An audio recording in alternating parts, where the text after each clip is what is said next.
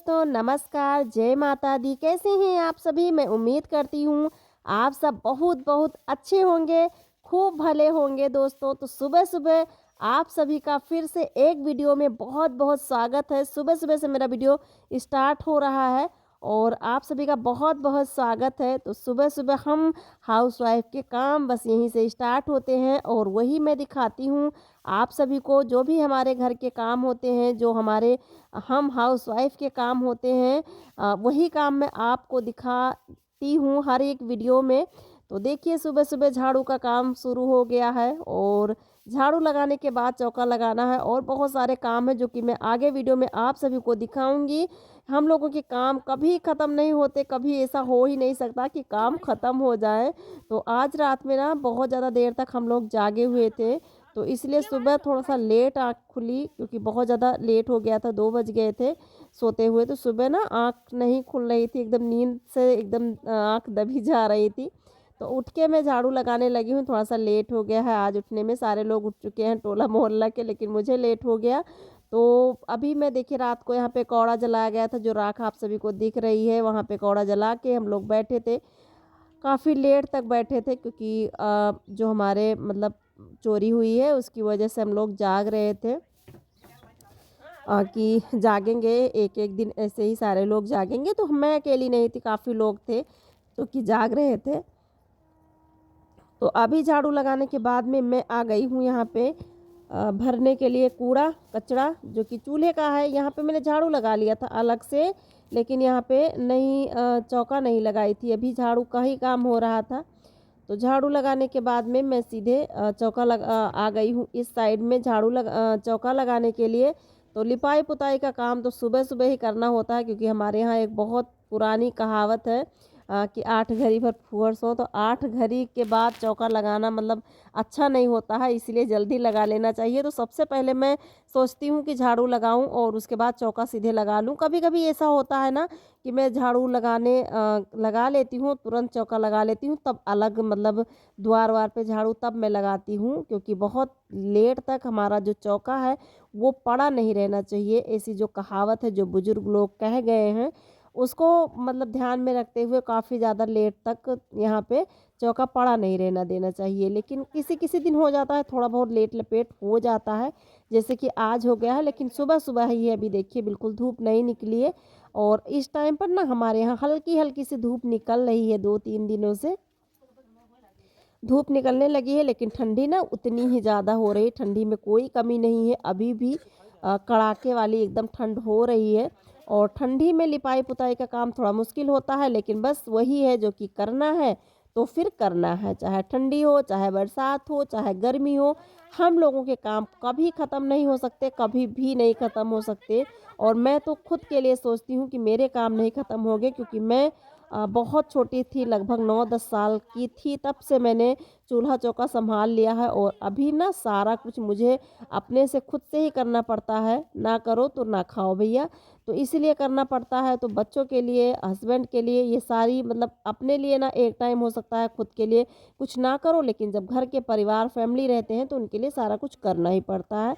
तो ऐसा है हमारी लाइफ, ऐसी है हमारी ज़िंदगी कि हमारे काम नहीं ख़त्म हो सकते। और मैं खुद ये चाहती हूँ कि मैं अपने आप को थोड़ा सा ज़्यादा से ज़्यादा बिजी रखूँ, ताकि फालतू चीज़ में दिमाग ना जाए। हाँ, कभी कभी मैं प्रेशर में हो जाती हूँ, जब मेरे वीडियो बिल्कुल नहीं चलते हैं तो बहुत ज़्यादा मन उदास हो जाता है। तो खाना मैंने बना लिया है, नहीं दिखाया आप सभी को। खाना मैंने पूड़ी और सब्जी बना दी है बच्चों के टिफ़िन के लिए, और वही रख भी दिया है कि यही खा लेंगे, फिर शाम को देखेंगे। तो अभी मैं आ गई हूँ यहाँ पे बाथरूम की सफाई करने। मेरी एक सिस्टर ने बोला था, दीप्ति रॉय जी हैं, तो वो बोल रही थी कि आपका बाथरूम बहुत ज़्यादा गंदा है तो उसे कलर करवा लीजिए। तो ये ना बहुत ज़्यादा इसमें दीवार जो इस प्लास्टर हुआ है वो भी ये उजर रहा है, जैसे ऐसा लग रहा है कि उजर रहा है, लेकिन काइयाँ बहुत ज़्यादा लगी हुई थी। तो मैंने कहा चलो काई छुड़ा देते हैं इसकी, उसके बाद मैं इसकी पुताई करूँगी।